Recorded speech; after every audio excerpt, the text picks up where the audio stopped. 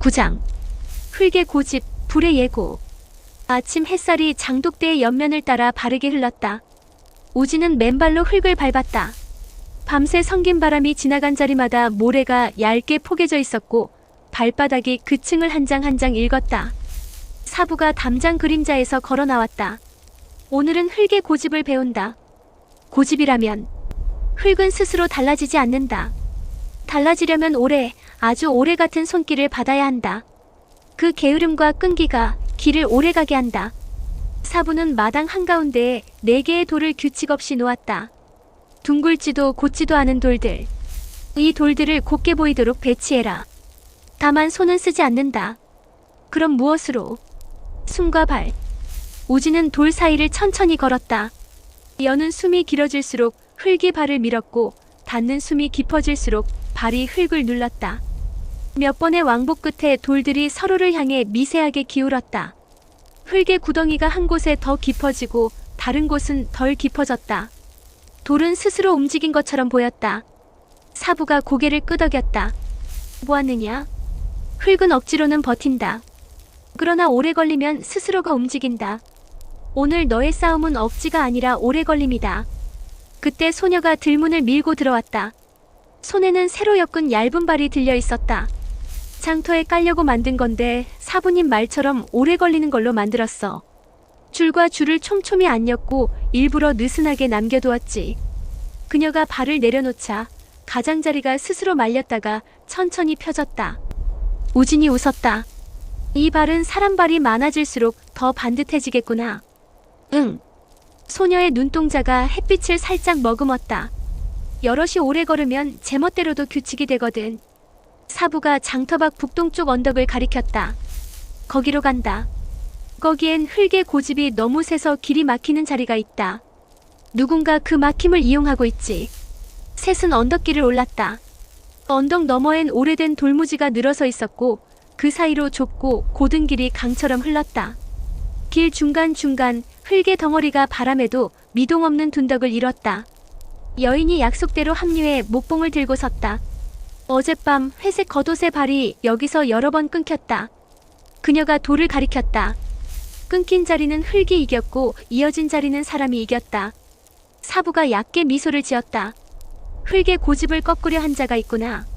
오늘 우리는 고집을 꺾지 않는다. 방향만 바꾼다. 우진은 둔덕과 둔덕 사이에 좁은 지대를 골랐다.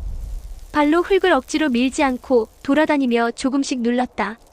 몇 번을 오가자 둔덕의 경계선이 부드럽게 기울었다. 그 경사면을 따라 바람이 흐르고 바람이 흐르자 흙의 표면이 얇게 떨어졌다. 여인이 감탄처럼 말했다. 힘을 쓰지 않았는데 길이 열렸네. 힘을 안 쓴 게 아니라 오래 쓴 거다. 사부가 정정했다. 오래 쓰는 힘이 가장 센 법이지. 길이 반쯤 열렸을 때 언덕 아래에서 낮게 휘파람이 났다. 우진은 선과 선 사이에 몸을 세웠다. 언덕길 위로 두 사람의 그림자가 걸어 올라왔다. 하나는 잘 닦인 신을 신었고 하나는 꿰맨 자국이 많은 신을 신었다. 앞사람이 입꼬리를 올렸다. 낮부터 바람을 잃어버린 길이 있네. 사부가 맞장구 쳤다. 밤에만 길을 쓰는 건 허리 아픈 노인의 걸음이지. 그들은 이름을 내지 않았고 우진도 묻지 않았다. 대신 흙의 둔덕 앞에서 발을 모았다.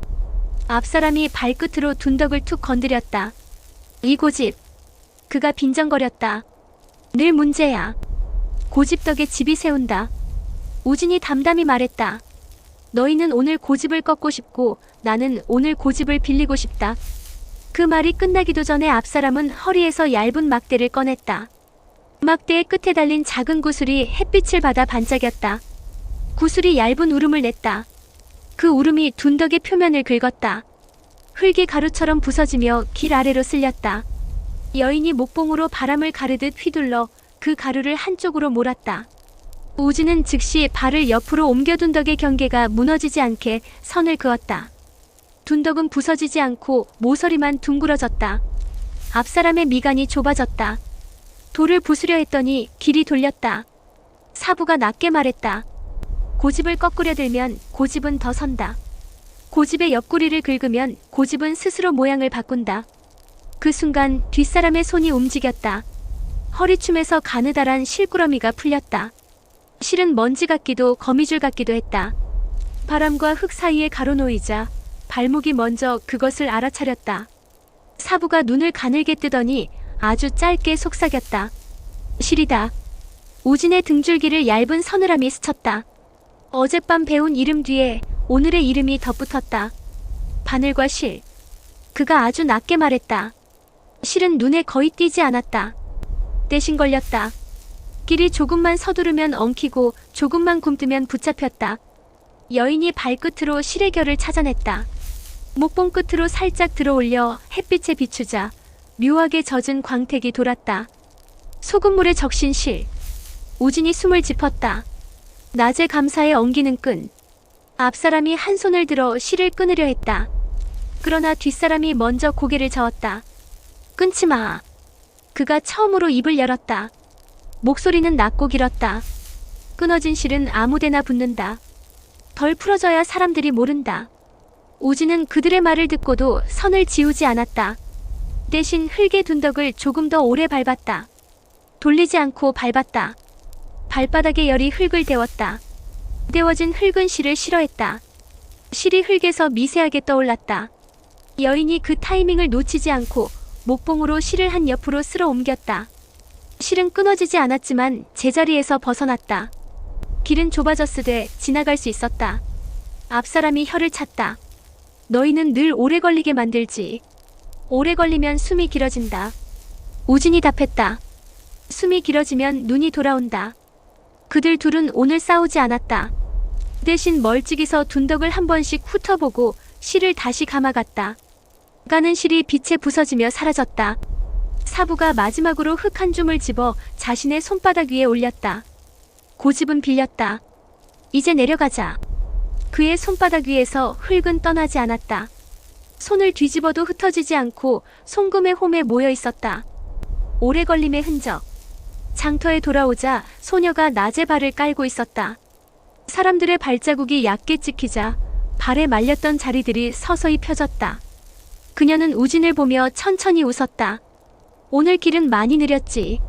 응. 하지만 멀리 갔어. 천천히 멀리. 그녀가 말하자 바람이 등불 자리에 앉아 그 말을 따라했다. 천천히 멀리. 그 밤 사부는 말없이 작은 장작 묶음을 꺼냈다. 흙의 고집을 배웠다면 불의 예고를 들어라. 그가 덧붙였다. 내일은 불이 온다. 어제의 불과 다르게 오늘의 불은 사람이 먼저 길을 만들고 온다. 우진은 장작의 나이테를 훑었다. 나이테는 여름과 겨울의 숨을 같은 나무 안에 남겨둔 기록이었다. 오래 걸림의 고집이 켜켜이 모여 있었다. 그는 속으로만 대답했다. 오래 걸리는 불에는 오래 걸리는 물을. 다음 날 해가 솟기도 전 장터에는 긴 그늘이 새겨졌다. 누구의 그림자도 아닌 물건의 그림자. 등짐과 상자, 낡은 천과 덮개가 장터 한복판에 사각형의 무늬를 만들었다. 여인이 목봉을 짚으며 낮게 말했다. 오늘 상단에 다른 무리가 들어온다. 소금 대신 기름. 불이 좋아하는 친구지. 사부가 고개를 끄덕였다. 기름은 냄새로 길을 만든다. 불은 그 길을 향해 달려오지. 우진은 기름 냄새의 결을 읽었다. 처음에 냄새는 고소했으나 곧 무거워졌다. 코끝에서 머물지 않고 목 뒤에 들러붙는 냄새. 그것은 사람을 배고프게도 졸리게도 만들었다. 낮에는 친근하고 밤에는 나른하게.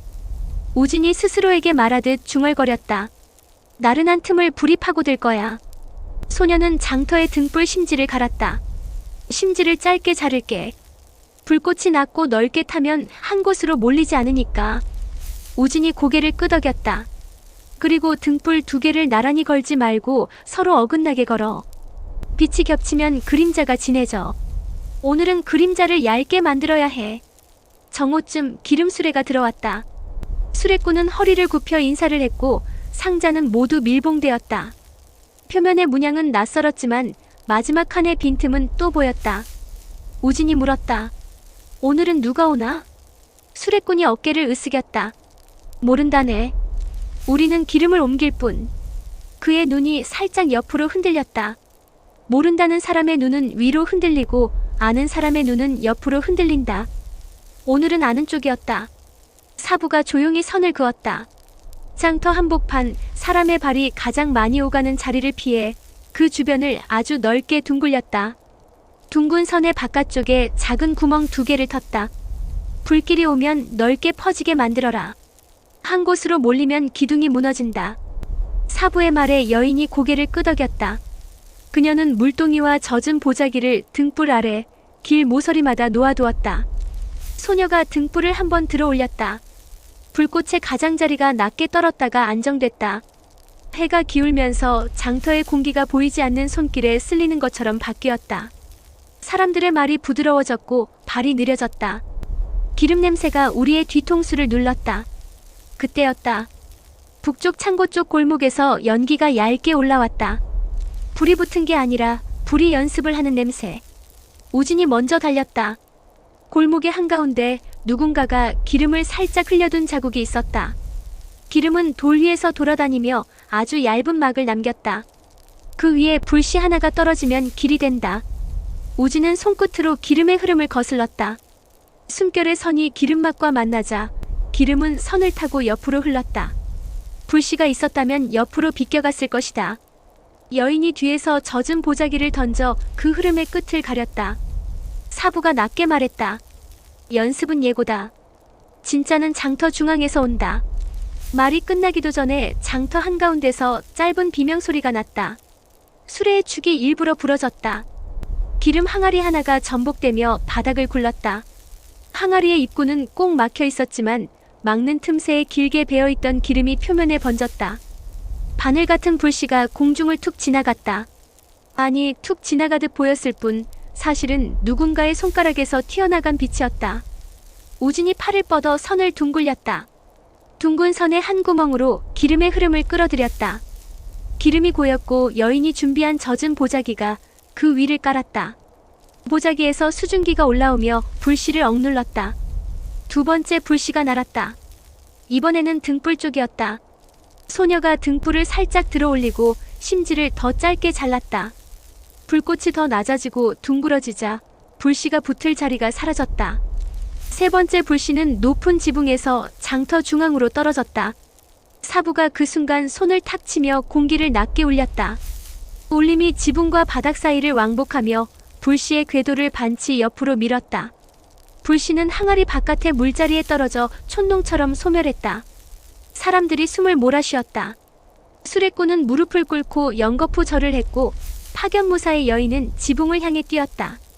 그녀가 지붕 위에 그림자를 쫓자 그림자는 지붕과 지붕 사이의 어둠으로 미끄러졌다. 닿기 전 그림자는 이미 비어 있었다. 여인이 이를 악물었다. 한 발 늦었네. 사부가 고개를 좌우로 천천히 흔들었다. 아니, 오늘은 지키는 예고를 끝냈다. 우진은 손바닥을 내려다보았다. 흙이 그의 손금 사이에서 여전히 머물러 있었다. 오늘의 고집이 오늘의 불을 막았다. 그러나 어딘가 미완이었다. 소녀가 곁으로 와 낮게 물었다. 괜찮아? 조금. 지금은 누가 필요해? 우진은 대답하지 못했다. 대신 그녀의 등불을 바라보기만 했다. 불꽃이 낮고 둥글었다. 그 둥근 가장자리에서 조용한 용기가 배어나왔다. 소녀가 가만히 그의 손을 잡았다. 그럼 내가 필요하네. 그녀의 목소리는 작았지만 그 자신감은 등불처럼 흔들리지 않았다. 밤은 더 이상 소란을 만들지 않았다. 그 대신 흉내를 내다 실패한 불씨의 냄새만 남았다. 사부는 짧게 말했다. 내일 불은 진짜로 온다. 그가 하늘을 한번 올려다보았다. 그리고 바늘의 실은 남쪽 벽을 타고 들어온다. 우진은 가슴 안의 문턱을 잠깐 열었다 닫았다. 전생에 칼이 들어오려 했으나 오늘의 흙의 문턱에서 그 칼을 눌렀다. 오래 걸리는 불에는 오래 걸리는 물을. 그는 다시 한번 마음속에서 같은 문장을 되뇌었다. 새벽 직전 장터의 바람이 이상하게 고요해졌다. 고요는 보통 안전의 징표였지만 오늘은 달랐다. 고요가 너무 빨랐다. 바람이 멈추는 속도가 사람의 숨보다 짧았다. 사부가 낮게 말했다. 왔구나. 남쪽 벽 너머 밭두렁 사이에서 빛이 깜빡였다. 불은 아니었다. 불이 오기 전에 불이 좋아하는 빛. 바늘의 실이 빛을 타고 벽의 틈으로 스며들었다.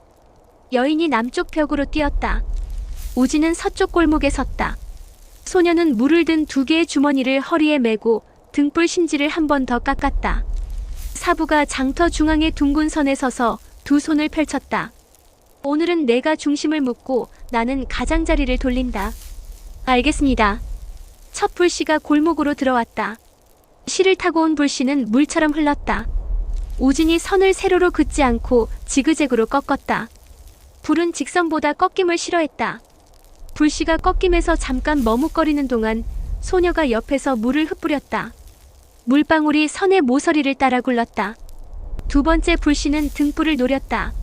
소녀가 등불을 그대로 두고 등불의 바로 위 허공에 젖은 손바닥을 살짝 내밀었다. 손바닥에서 작은 수증기의 막이 만들어졌다. 불씨는 그 막의 닫자 방향을 잃고 아래의 물자리로 떨어졌다. 세 번째 불씨는 남쪽 벽 위로 솟구치며 장터 중앙으로 곧장 떨어졌다. 사부가 거기에서 손을 아래로 눌렀다. 공기가 바닥으로 눌리면서 둥근 선의 구멍이 순간 넓어졌다. 불씨는 구멍 속으로 빨려 들어가듯 터졌다. 지금! 여인이 지붕 위에서 외쳤다. 그녀가 보았던 것이다. 남쪽 벽 너머 어제 우물에서 본 바늘의 실. 오늘은 그 옆에 또 다른 손실의 원단을 쥔 손이 있었다. 사부가 낮게 말했다. 이름을 불러라. 우진은 망설이지 않았다. 바늘. 그의 목소리가 벽을 타고 골목을 넘어갔다. 이름이 공기에 새겨지자 바늘은 숨듯 움직이던 발을 딱 멈추었다. 숨이 길어지지 못한 채 걸려드는 소리. 그 옆에서 또 하나의 그림자가 살짝 비웃었다. 이름으로 묶이면 달아나면 되지. 우진의 혀끝에서 다른 이름이 걸렸다. 실. 이름을 붙이는 순간 길은 좁아졌다. 그러나 그 좁음 덕에 방향이 분명해졌다. 바늘과 실은 한 번에 사라지지 않았다. 대신 벽을 타고 어둠으로 빠져나가려 했다. 여인이 지붕 위에서 목봉을 벽에 뉘이며 길을 한 번 가렸다. 우진은 장터 중앙의 둥근 선을 반바퀴 더 돌려 남쪽으로 빠지는 골목에 작은 고리를 만들었다. 바늘과 실이 그 고리에 들어서는 순간 발이 반치, 손이 반치 늦었다. 그 짧은 지연 동안 소녀가 물을 흩뿌렸다. 물은 고리 위에서 둥글게 굳었고 고리의 중심에서 수증기가 올랐다. 바늘이 처음으로 한 발짝 뒤로 물렀다. 실이 그 발을 감싸며 옆으로 당겼다. 둘은 서로를 살리고 서로 때문에 늦었다. 사부가 그 틈을 놓치지 않았다. 두 손을 가만히 모아 공기의 울림을 아주 길게 눌렀다.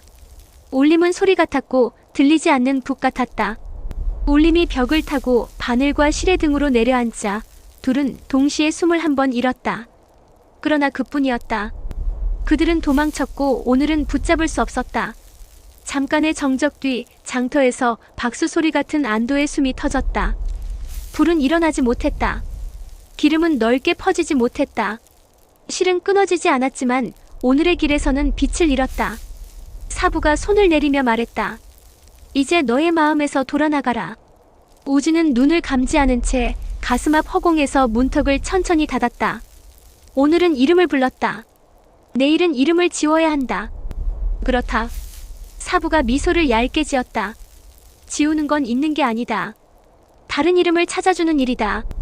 사람들이 제자리로 돌아가고 장터의 등불이 다시 낮고 둥글게 타올랐다.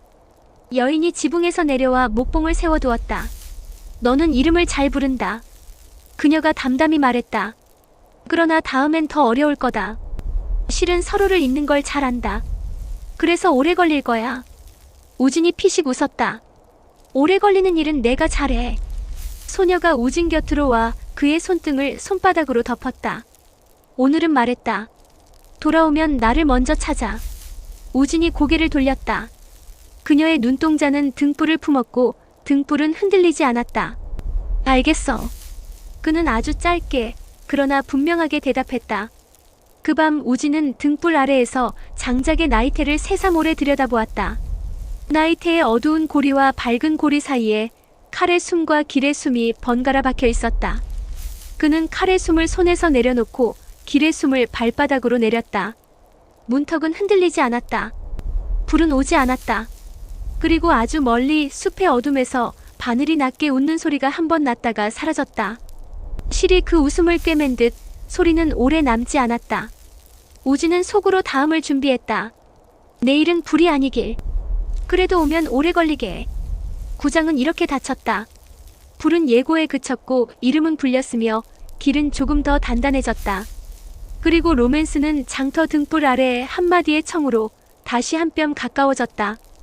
10권에서 계속.